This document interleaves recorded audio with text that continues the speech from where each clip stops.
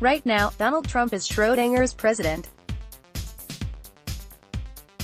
Much like the eponymous cat, he is caught in between two states and it is not an enjoyable situation for him at all.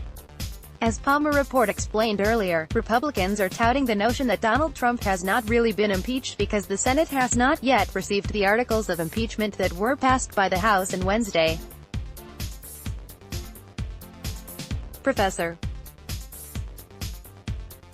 Noah Feldman, who was one of the experts speaking about the legal grounds for Donald Trump's impeachment in a congressional hearing just a short while ago, explains the underlying technicalities in an article published by Bloomberg. So far, Feldman says, the House has voted to impeach, future tense, Trump. He isn't impeached, past tense, until the articles go to the Senate and the House members deliver the message. Numerous legal experts disagree. Feldman clearly states that the Constitution doesn't say how fast the articles must go to the Senate. Some modest delay is not inconsistent with the Constitution, or how both chambers usually work. This means that Speaker Pelosi was on solid legal ground when she refused to tell the press or anyone else after Wednesday's historic vote, at which time she plans to send the House's impeachment managers to the Senate with the two ratified articles. In the Bloomberg article, the legal expert also points out the following: once the articles are sent, the Senate has a constitutional duty to hold a trial on the impeachment charges presented. Failure for the Senate to hold a trial after impeachment would deviate from the Constitution's clear expectation. Senate Leader Mitch McConnell has already acknowledged that he will be obliged to hold a trial once the articles of impeachment reach his chamber.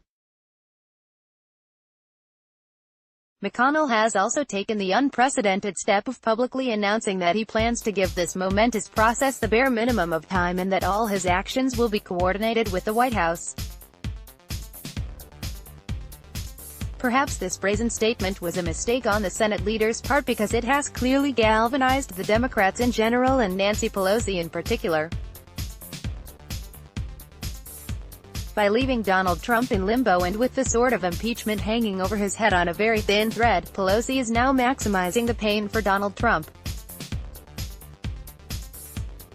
The whiner-in-chief has already made several statements, and fired off a number of tweets in which he complains that what the House Speaker is doing is unfair and that Democrats are playing games.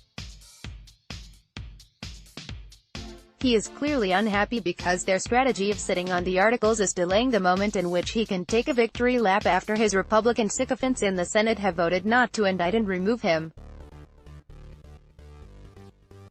Donald Trump is currently under impeachment and it is eating away at him. This became very much apparent when the result of the impeachment vote reached him while he was in the middle of one of his hate rallies.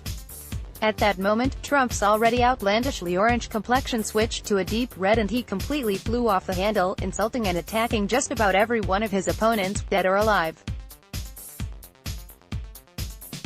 It is safe to expect that his uncontrolled public outbreaks will continue as long as the question of his impeachment remains unsettled, and in the process, he will keep showing his true colors to American voters, making it harder and harder for those who are not fully committed to the cult of Trump to cast their votes in his favor.